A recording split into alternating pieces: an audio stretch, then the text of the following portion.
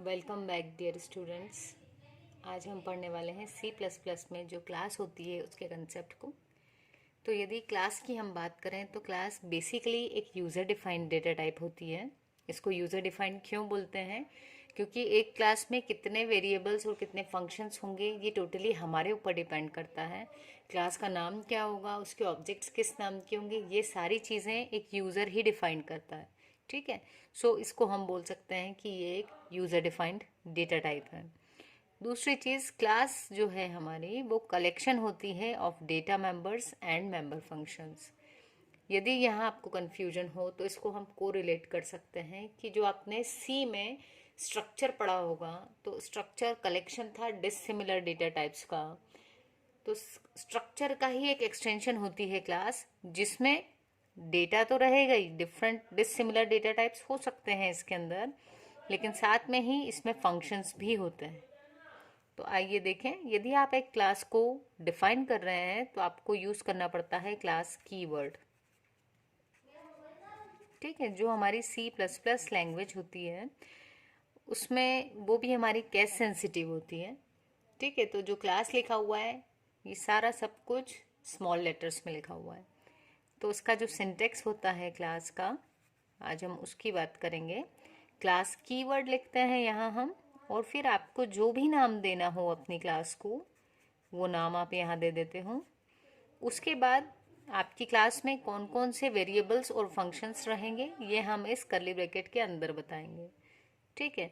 उससे पहले यहाँ आपको बताना होता है एक्सेस स्पेसिफायर। यहाँ आप डिक्लेयर कर देते हैं, एक्सेस स्पेसिफायर के बाद हम डिक्लेयर कर देते हैं अपने डेटा टाइप्स, जो भी वेरिएबल्स होते हैं उनको। और जब हम क्लास के अंदर किसी डेटा टाइप को डिक्लेयर कर रहे हैं, डेटा को, वेरिएबल्स को, तो उसको कहा जाता है डेटा मेंबर। मेंबर क्यों? क्योंकि ये इस क्लास का मेंबर है। ठीक। और फिर यहाँ पर हम बताते हैं मेंबर फंक्शंस। जितने भी आपको फंक्शन डिक्लेयर करने हैं, डिफाइन करने हैं, वो हम यहाँ कर देते हैं। ठीक। उसके बाद यहाँ पर हम अपनी क्लास को क्लोज करते हैं, और क्लोज करने के बाद यहाँ लगा देते हैं सेमीकोलन।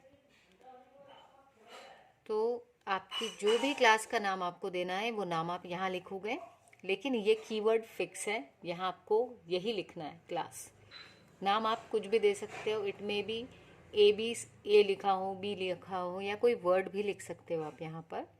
उसके बाद यहाँ हम एक्सेस स्पेसिफायर देते हैं, जो कि जनरली क्या होते हैं, एक्सेस स्पेसिफायर जनरली 3 टाइप के होते हैं: पब्लिक,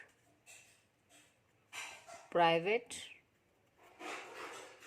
और प्रोटेक्टेड। इनको हम एक अलग से वीडियो में डिस्कस करेंगे। मैं आपको ब्रीफ में बता देती हूँ कि जब हम पब्लिक एक्सेस स्पेसिफायर यहाँ पर लिखते हैं तो वो ये चीज़ बताती है कि ये जो भी डेटा मेंबर्स और मेंबर फंक्शंस हैं इनको हम मेन फंक्शन से कॉल करवा पाएंगे, मतलब एक्सेस कर पाएंगे। लेकिन यदि हम उसको प्राइवेट एक्सेस स्पेसिफायर के अंदर लिखते हैं तो वो इस क्लास के प्राइवेट मेंबर्स बन जाते हैं, और यदि कुछ प्राइवेट मेंबर्स हो गए यहाँ पर तो हम उनको डायरेक्टली कॉल नहीं करवा सकते मेन फंक्शन से। ठीक है। और प्रोटेक्टेड के केस में इनहेरिटेंस का कंसेप्ट आ जाता है, जहाँ पर जो भी आपके मेंबर्स हैं वो यदि प्रोटेक्टेड एक्सेस स्पेसिफायर है यहाँ और उसके अंदर लिखे हुए हैं, तो उस क्लास के जो मेंबर्स रहेंगे वो, और जो डिराइव्ड क्लास के मेंबर्स होंगे वही उसको एक्सेस कर पाएंगे। अदर देन दोज कोई भी उनको एक्सेस नहीं कर पाएगा। अब जो एक चीज़ और यहाँ हमें ध्यान देने की है वो ये कि यदि हमने यहाँ क्लास को डिक्लेयर किया है, ठीक है, ये क्लास लिखा है और पूरी क्लास को डिफाइन कर दिए, यहाँ हमने डेटा मेंबर्स डिक्लेयर किए हुए हैं, तो गाइस जो भी मेंबर्स आप यहाँ डिक्लेयर करोगे, मान लो आपने यहाँ लिख दिया इंट ए बी, और भी यदि वेरिएबल्स लगे तो सब डिक्लेयर कर दिए, तो उन मेंबर्स को मेमोरी एलोकेट तब तक नहीं होगी जब तक कि हम इस क्लास का कोई ऑब्जेक्ट ना बना लें। ठीक है। इसीलिए क्लास को कहा जाता है कि एक ब्लूप्रिंट है। ठीक है। ये एक लॉजिकल एंटिटी है जो फिजिकल मतलब उसको मेमोरी एलोकेशन कब होता है, जब उसको हम ऑब्जेक्ट क्रिएट करते हैं किसी क्लास के। तो आइए अब हम देखते हैं कि ऑब्जेक्ट कैसे क्रिएट करते हैं। आई थिंक आपको क्लास डिफाइन करना आ गई होगी। यहाँ क्लास कीवर्ड लिखेंगे, क्लास का नाम लिखेंगे और यहाँ एक्सेस स्पेसिफायर, उसके बाद आपकी क्लास में कितने डेटा आपके वेरिएबल्स होंगे, जो भी जिस भी टाइप के, यदि इंटीजर हैं तो हम इंटीजर लिख दें, फ्लोट, डबल, कैरेक्टर जो भी लग रहे हैं वो सब यहाँ दे दें। उसके बाद जितने फंक्शंस आपको बनाने हैं, मान लो यदि सिंपली लें हम एरिथमेटिक ऑपरेशंस परफॉर्म करवाने हैं तो हमको एक सम का फंक्शन बनवा लिया, एक सब्ट्रैक्शन का बना दिया, डिवीजन, मल्टीप्लिकेशन, ऐसे फंक्शंस यदि बनाने हैं तो हमने यहाँ सारे फंक्शंस इस क्लास के अंदर बना दिए और क्लास को कर दिया क्लोज। ठीक है, आने वाले वीडियोस में हम देखेंगे कि यदि हम किसी फंक्शन को सिर्फ यहाँ डिक्लेयर करें तो आउटसाइड द क्लास उसकी डेफिनेशन कैसे दी जाती है।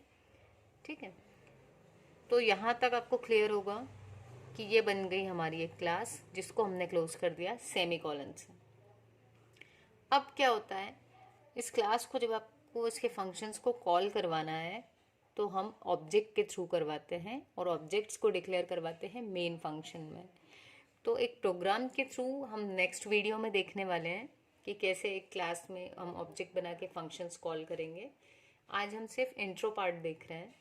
तो अब हम ये देख लेते हैं कि आप किसी भी क्लास का यदि ऑब्जेक्ट डिक्लेयर करते हैं तो उसका सिंटैक्स क्या होगा।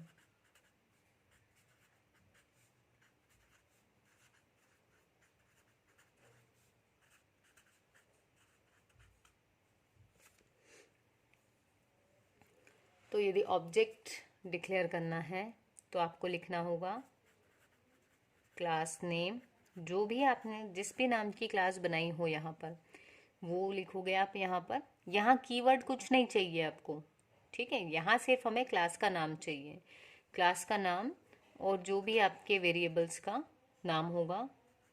जितने ऑब्जेक्ट बनाने हैं उतने हम बना सकते हैं, कॉमा से आप सेपरेट कर करके जितने भी बनाने हैं आप बना सकते हैं और जो नाम देना हो आपको ऑब्जेक्ट का वो आप दे सकते हैं। तो यहाँ आपको कंफ्यूज नहीं होना है, यहाँ क्लास कीवर्ड नहीं है, ये पूरा लिखा हुआ है क्लास नेम। जो भी क्लास नेम आप यहाँ दोगे वही क्लास नेम आपको यहाँ पर लिखना। ठीक है, यहाँ कोई कीवर्ड नहीं आएगा। यदि मैंने क्लास कैपिटल ए नाम से बनाई हो तो मैं यहाँ पे कैपिटल ए लिखूंगी और अपने ऑब्जेक्ट्स यदि मैंने बनाए O1, O2, 2 ऑब्जेक्ट बना दिए तो ए क्लास के 2 ऑब्जेक्ट्स हो गए। ये बिल्कुल वैसा ही है जैसा हम लिखते हैं इंट ए बी, तो ए और बी इंटीजर टाइप के हो जाते हैं। उसी तरह से हम यहाँ क्लास का नाम लिखते हैं और यहाँ पर ऑब्जेक्ट्स का नाम लिखते हैं। तो क्लास क्या है, एक यूज़र डिफाइंड डेटा टाइप और कलेक्शन है ये डेटा मेंबर्स और मेंबर फंक्शंस का। और इसके एक हम फंक्शन और डेटा मेंबर्स भी बनाएंगे बट इन नेक्स्ट वीडियो, और हम वॉइड मेन में उन फंक्शंस को कॉल करवा कर भी देखेंगे। ठीक है, और आने वाले वीडियोस में हम ये जो एक्सेस स्पेसिफायर है उनको देखते जाएंगे उन्हीं प्रोग्राम्स में। सो आज के लिए इतना ही, थैंक यू।